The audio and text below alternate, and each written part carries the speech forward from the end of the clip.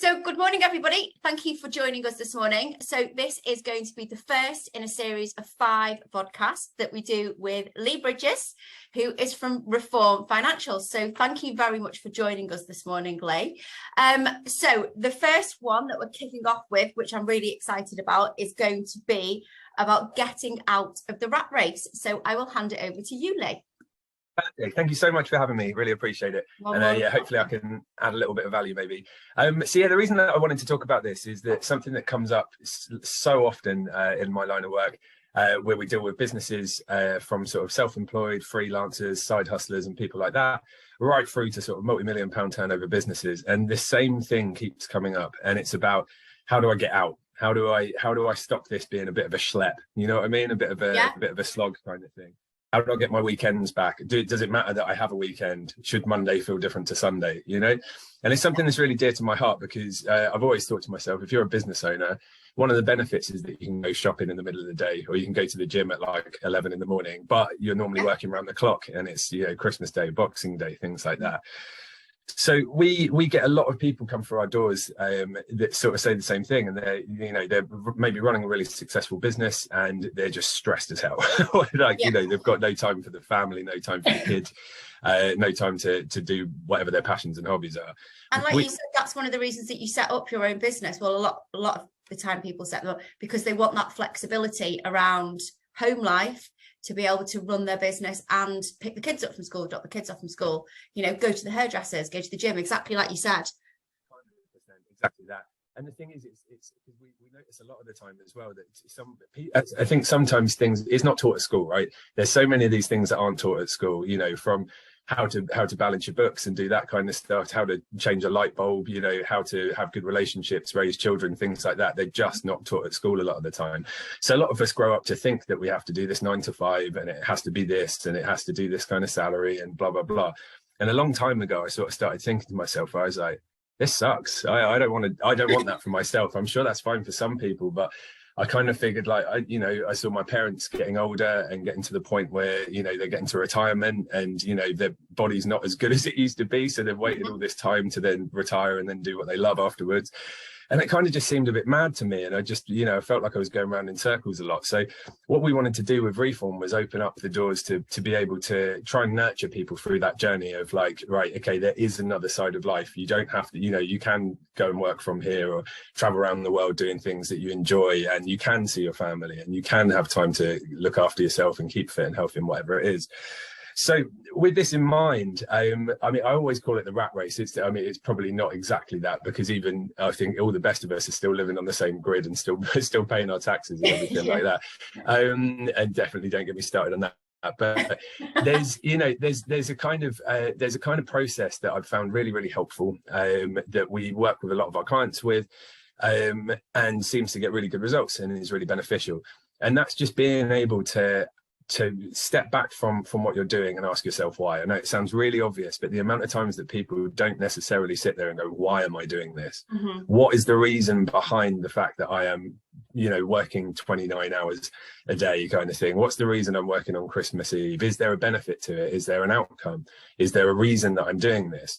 So I think the thing that I wanted to sort of get across to your listeners today, and hopefully it helps, is that if you can sort of sit down, work out that route, and then reverse engineer it, it makes life a lot easier.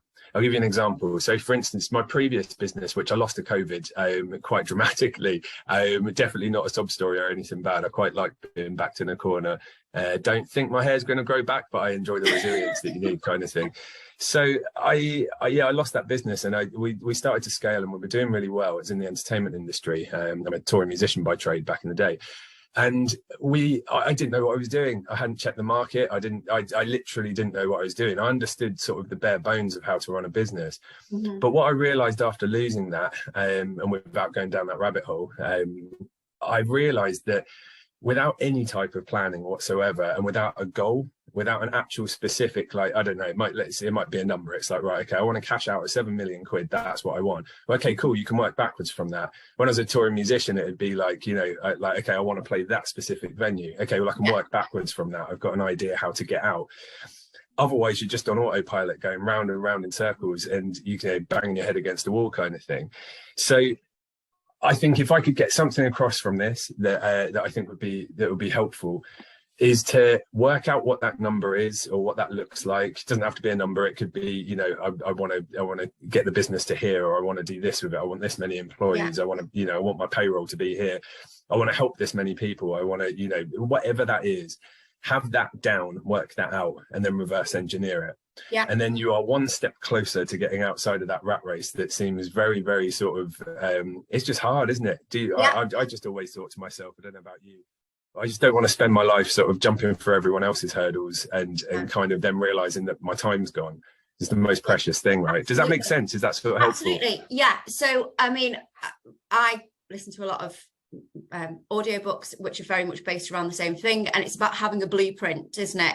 So I think the analogy that they always use is if you get into your car and you're going to a destination, you put into the sat nav how you're going to get there. You don't just get into the car and drive. You know how you're going to get there. And it's the same with anything in life, not just business. If it's a personal goal, you know, you need to work out the route. And actually the audiobook I listened to this morning said exactly what you said. So pick a number. So I need to earn £10,000 a month, and then be very specific on how you're going to earn that £10,000. And once you've written it down on paper, it almost becomes more real and more tangible, and you feel like you then have a goal because you know how you're going to get there. And it might not happen immediately, but you just keep referring back to it. But from what you said in the beginning, Lee, the why has to be there. So why do I need to earn £10,000 a month? Why do I want to own my own business? The why needs to really push you, because it's not easy. If it was easy, we'd all be doing it, wouldn't we? And yeah, so totally agree. So would you say that people need to do this before they take the jump and decide to open their own business, or is this something that they can do while, you know, once they've started? Yeah, really good question. I mean, so the thing is, there's a couple of things there. Is whenever anyone says take the jump, I always think to myself, well, life's a bit of a jump in general, isn't it? Yeah, it's like, you know, I've had my terms. No, I didn't mean it in a condescending way or anything like that. I just mean I've always found that quite interesting. And when people talk about job security, you know, nothing's secure. You know, out completely out of the blue, there's a global pandemic, and you know, you could have been working the same job for 15, 20 years, really happy with it, and then bang, you know, it's gone. So if you can't be nimble and you can't sort of move quite quickly to reassess and recalibrate and, you know, jump on with other things, that can be a bit of a pain. To answer your question about whether you just want to do that all in one go, or if you want to test the water, I suppose it depends on what kind of person you are. I mean, for me, I quite like running at stuff like quite fast, but that definitely doesn't work for a lot of people as well. But I would say that nowadays, especially with things like, I mean, from the director's choice sort of point of view, is like the different partners you have and the different things that you offer make it very easy to start to test the water. You know, you can set up a little business without incorporating it yet. You know, that could be one of your goals, is I want to get to the point where I'm making my £5,000 a month, for instance, and then after doing that for 6 months, then I'll incorporate a business. Easy.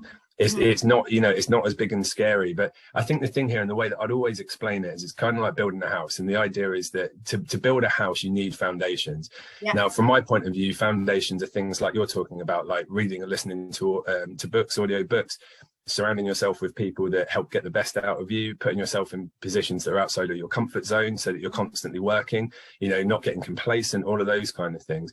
Without those foundations, if you start building the house, there'll be an amount of time it gets too stressful or too full on, or that life will throw you a curveball and you can't do anything with it. So I would always say that as rule number one. I would take whatever leap you want to take, but I'd make sure that you're prepared to do that. And I'd make sure that you'd sort of bulletproofed yourself a little bit. You know, for instance, if I was going to run a marathon, I wouldn't just try and run a marathon straight off the bat. I'd be like, oh, I'll just do little baby steps for a while. But as soon as you've done that, then that's when you can start putting the bricks down. You've got a good foundation. You go brick 1, brick 2, brick 3, brick 4. Which means when it gets to the point that you've built half of the house of walls and then it starts getting boring and arduous and hard, well, your foundations and your mindset have allowed you to go, no, do you know what? I'm going to keep going. It's all about showing up, right? You just keep going and keep doing the same thing. And then the idea at the end, and the third part of that, is that you execute, you put the roof on the house, you turn the lights on, you make it livable.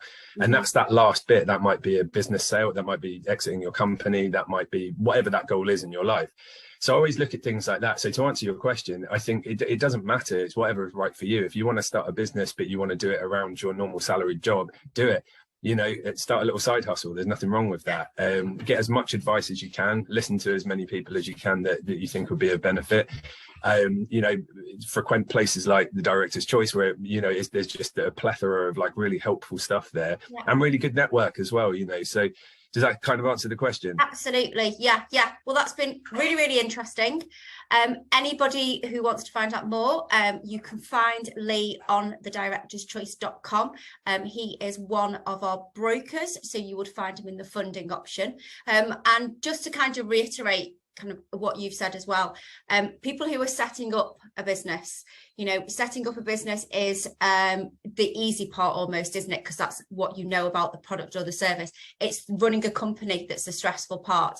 And again, that's what the directorschoice.com is here to help you do. We're here to help take the stress out of running a company, so you can go and take that jump and run that successful business. So thank you very much, Lee. So that's the first in our series of podcasts with Lee. So there will be more.